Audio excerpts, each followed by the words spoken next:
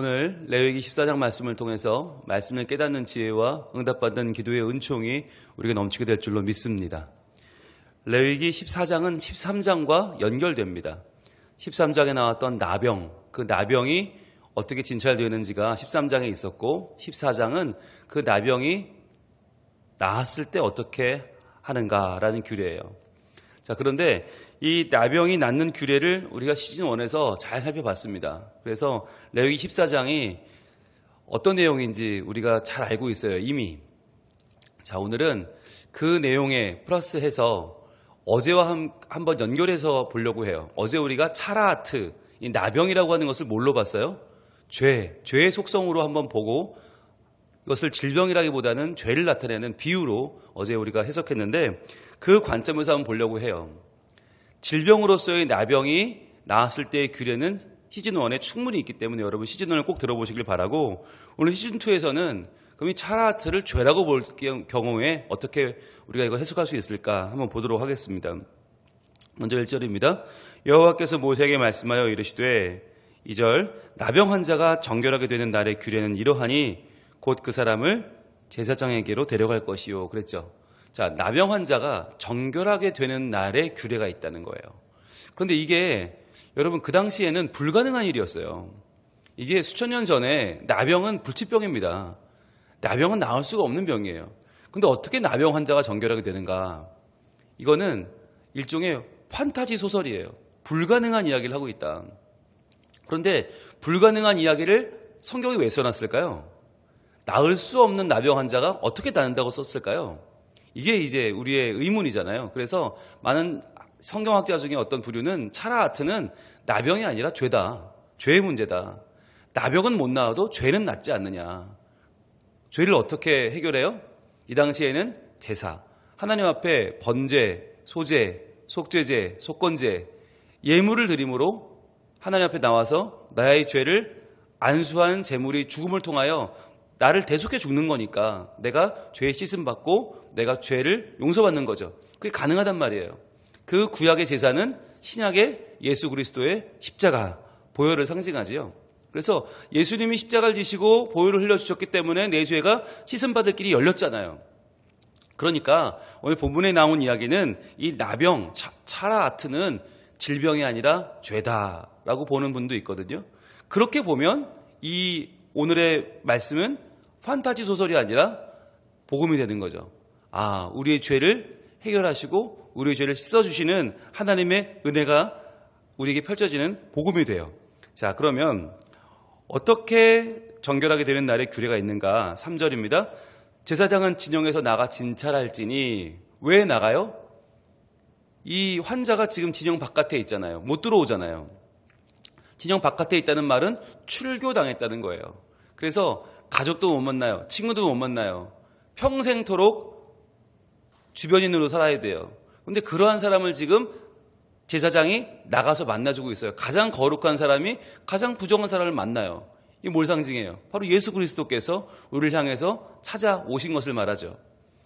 하늘 보좌의 주인공께서 이 땅에 내려오셔서 우리를 만나주신 사건을 보여주는 거예요. 제사장이 진영 밖으로 나가서 부정한 나병 환자를 만난다. 그래서 그의 죄의 씻음을, 그의 병 나았음을 선포한다. 이것이 바로 신약으로 오면 예수님이 우리 죄인들을 만나주시고 우리 가운데 오셔서 대신 죽어주시고 우리의 죄를 위해서 부활하셔서 우리의 삶을 온전히 구원하시는 것을 선포하는 모습을 보여주는 하나의 예표라고 볼 수 있겠습니다. 자, 그런데 보시면 그 환자에게 있던 나병 환부가 나았으면 그랬죠. 자, 여러분 노란색 들고 표시합니다. 그 환자에게 있던 나병 환부가 나았으면. 여러분 그 환자예요. 그 환자. 왜? 환자가 나을 수가 없잖아요. 나병 환자가. 그런데 그 환자는 나을 수 있어. 그 환자는 나을 수 있어요. 여러분 이게 중요해요. 그 환자가 누구예요? 나예요. 나. 여러분 모든 사람이 다 낫는 게 아니에요. 나, 죄에 물들어 있던 내가 예수님을 만나, 인격적으로 만나서 내가 그분 안에서 변화될 수 있어요. 그 한 사람이 누구냐? 여러분 그게 나여야 되는 거예요. 성경을 읽을 때 그라고 딱 한 명을 명확하게 찝으면 우리의 시선은 그 사람에게로 가요. 아니요, 나예요. 내가 용서받았고 내가 치유받았고 내가 새로워진 거예요. 여러분, 그걸 알고 말씀에서 은혜를 받으면 이 말씀이 나를 향한 하나님의 놀라운 사랑의 메시지가 됩니다. 그걸 깨닫고 받아들이고 그 말씀에 순종하는 사람이 그 말씀을 오늘 만나는 주인공이 되는 거예요. 아니면 다 스쳐 지나가는 거예요. 자, 그 환자, 다른 모든 나병 환자 그 누구도 아닌 바로 그 치유받은 그 환자가 나병 환부가 나았다. 여러분, 여기 그 환자 앞에 원래는 원래 원문에 뭐가 있냐면 힘내라고 하는 말이 있어요. 힘내가 뭐냐? 보라라고 하는 거예요. 보라. 외쳐요. 와, 이거 좀 봐. 여기 좀 봐. 봐봐. 야, 이거 봐봐. 보라. 이게 힘내예요. 이 힘내를 누가 외쳤을까? 제사장이 외치는 거예요. 제사장이 이 나음을 얻은 나병 환자를 보고 너무 신기하니까, 너무 놀라우니까 힘내라고 외쳐요. 보라. 이거 좀 봐라. 나았다는 거예요. 나았다. 여러분, 여기서 말하는 나았다, 나았으면이라고 하는 말, 이게 우리말로 하니까 그냥 뭐 나았으면으로 끝나죠. 원문에는 보라, 그가 나았다 라는 외침이에요. 감격의 외침이에요. 자, 그런데 그가 나았다가 니르파라는 단어인데, 니르파는요 수동태예요. 어떤 말의 수동태냐? 라파, 여호와 치료하신다라고 할 때 라파의 수동태가 니르파거든요. 그런데 수동태인데 누구에 의해서 나았는지가 안 나와. 그럼 뭐죠? 성경에서 배웠죠, 우리가. 신적 수동태라고 그랬죠. 분명히 누가 낫게 하셨어. 그런데 누군지 안 썼어. 그럼 누구예요? 그게 하나님이에요. 그래서 그가 나았다 외쳐요. 어떻게 나았냐? 하나님이 그를 고쳐주셨다는 거예요. 그게 신적인 수동태, 하나님이 고쳐주신 것을 나타내는 말이 바로 니르파, 라파의 수동태인데, 이것이 신적 수동태, 하나님이 고쳐주셨다는 선언이에요. 여러분, 인간이 어떻게 나병에서 낫습니까? 똑같이 인간이 어떻게 죄를 이깁니까?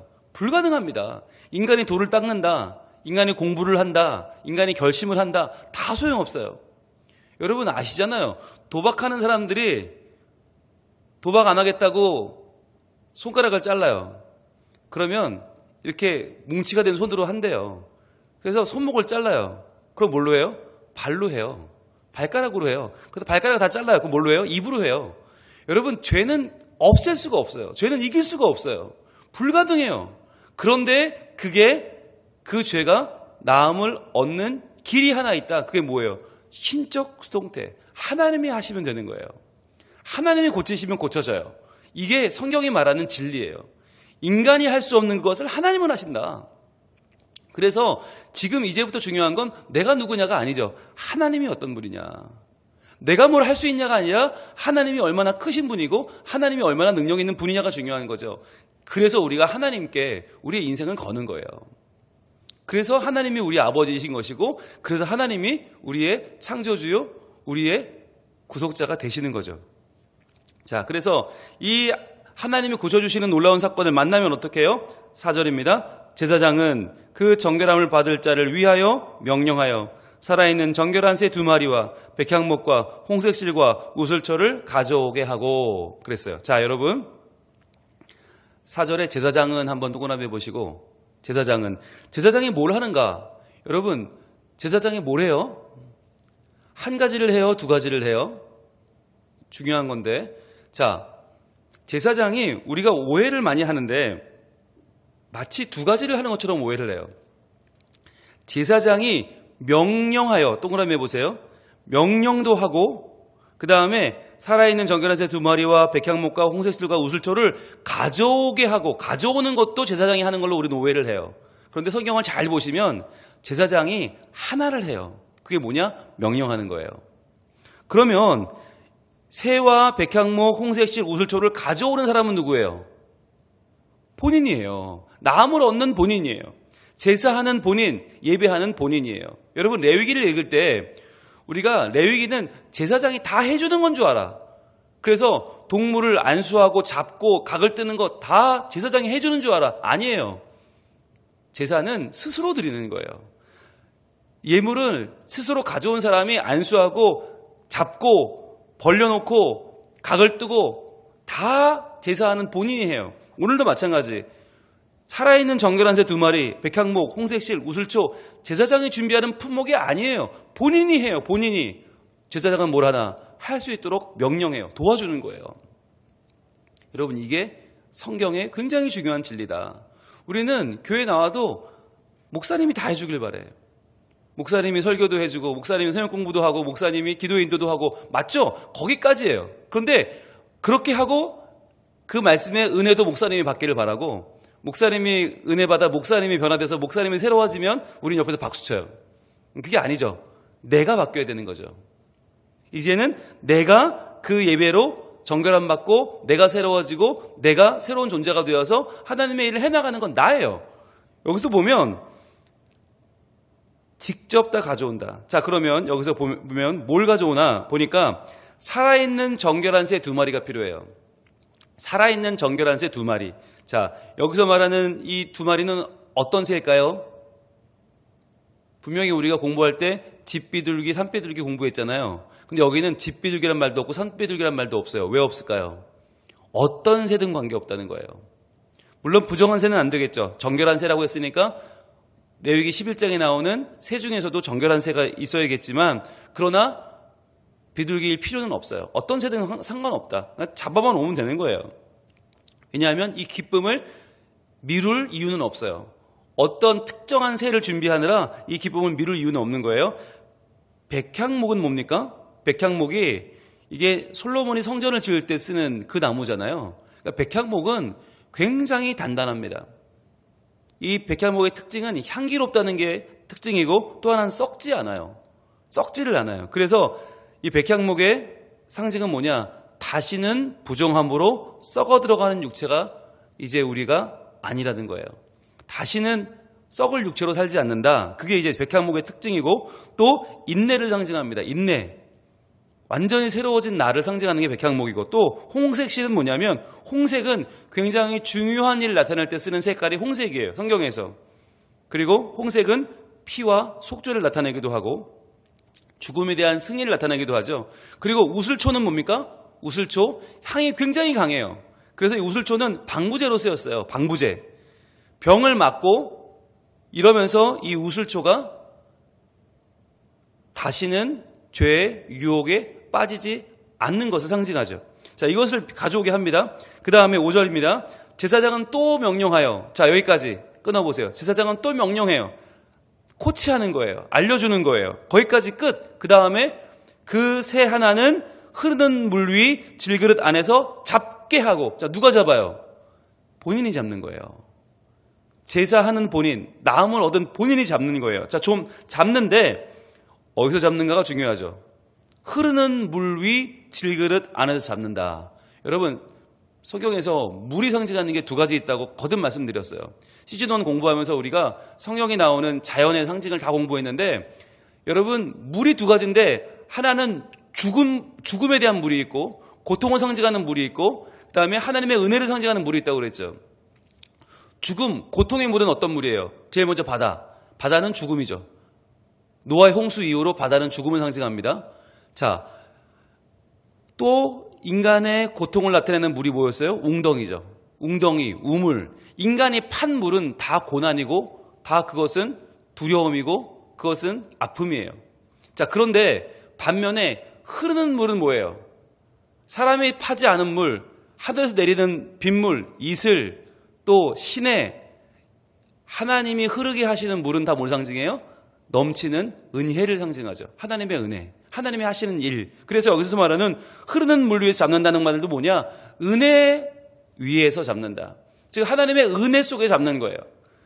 이 죽음이 하나님의 은혜로 죽는 거예요. 여러분, 하나님의 은혜가 임하면 이 죽음이 어떻게 돼요? 우리가 사나 죽으나 주의 것이로다. 은혜 가운데 이게 죽어요. 즉 우리의 이전에 나병에 걸렸던 모습, 죄에 물들었던 모습이 죽는 거예요. 은혜 가운데 죽어요. 죽은 다음에 어떻게 돼요? 6절, 다른 새는 산채로 가져다가 백향목과 홍색실과 우슬초로 함께 가져다가 흐르는 물 위에서 잡은 새의 피를 찍어요. 자, 이 말은 뭐냐면 이제 물과 피가 하나가 된 거예요. 흐르는 물 위 질그릇 안에서 잡았다면 그 새를 잡으면 어떻게 돼요? 뭐가 나와요? 피가 나오죠. 그 피가 흐르는 물에 섞여요. 여기서 말하는 흐르는 물은 생수를 말해요.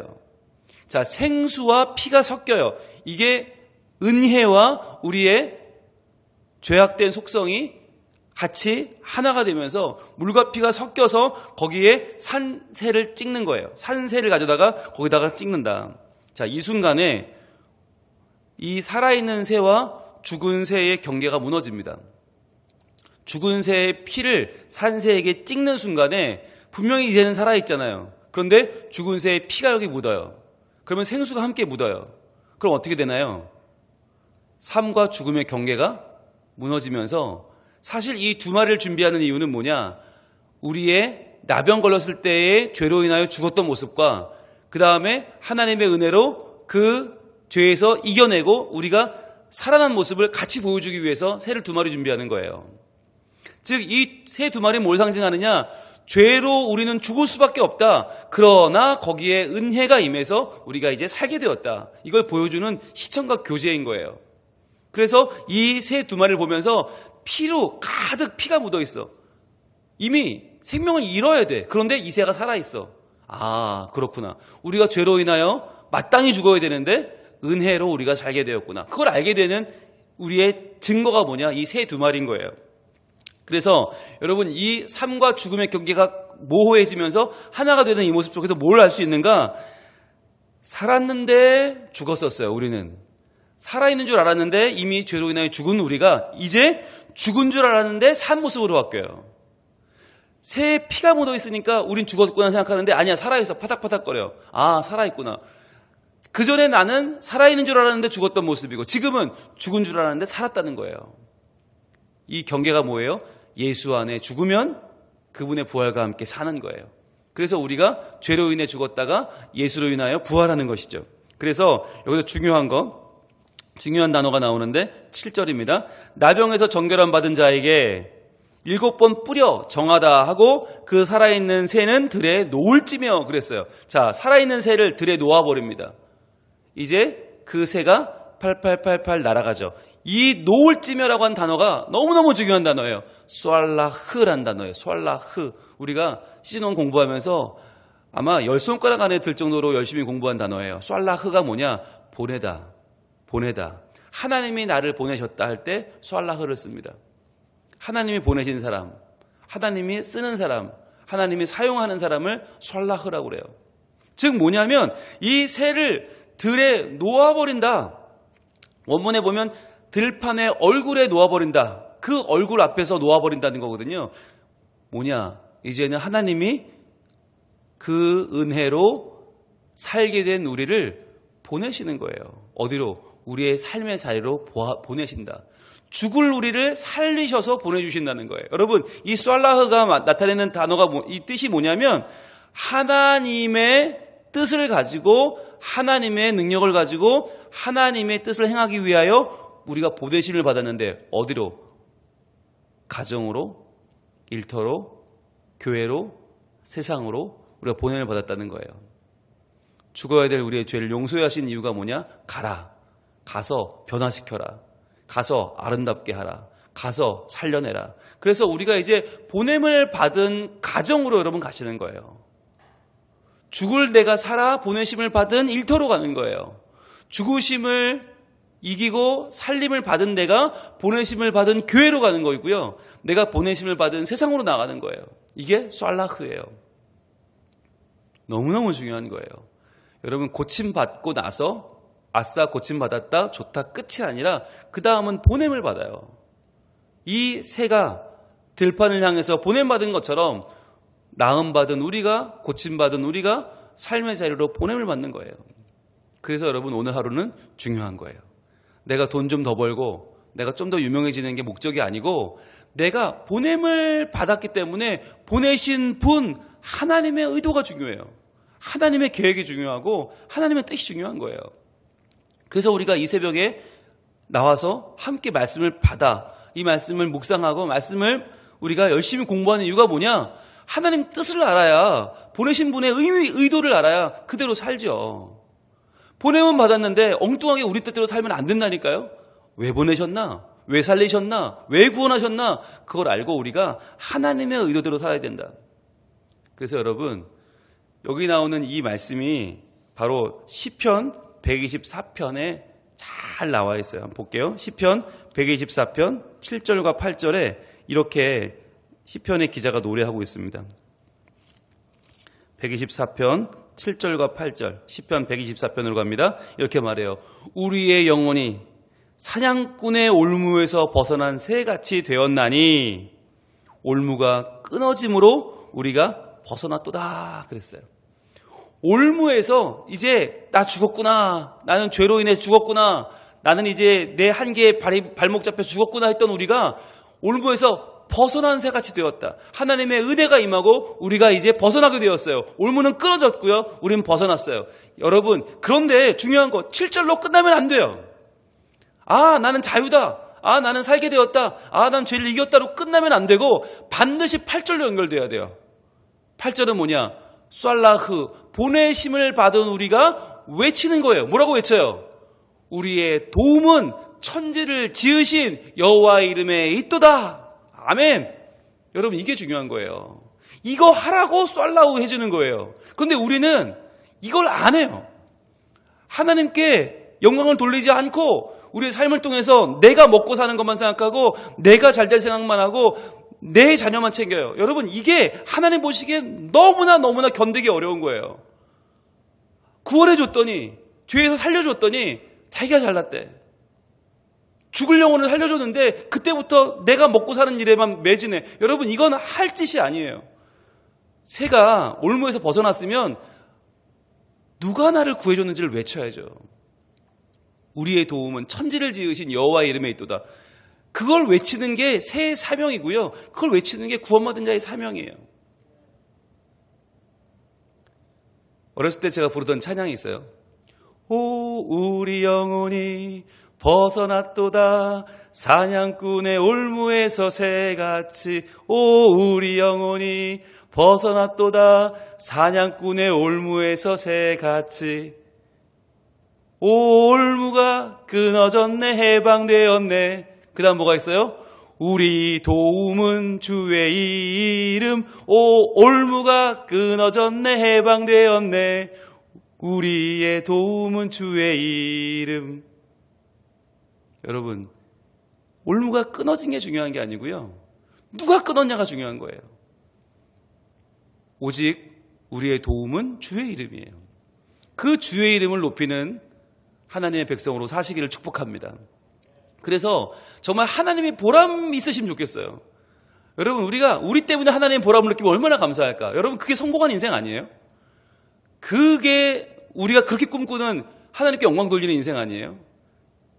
나음을 얻었다로 끝나는 게 아니라, 나음을 얻었으니 이제는 내 욕심대로 사는 게 아니라 나를 구원하신 하나님의 이름을 찬양하며 쏠라흐, 보내심을 받은 사람으로 우리의 도움은 천지를 지으신 여호와의 이름에 있도다.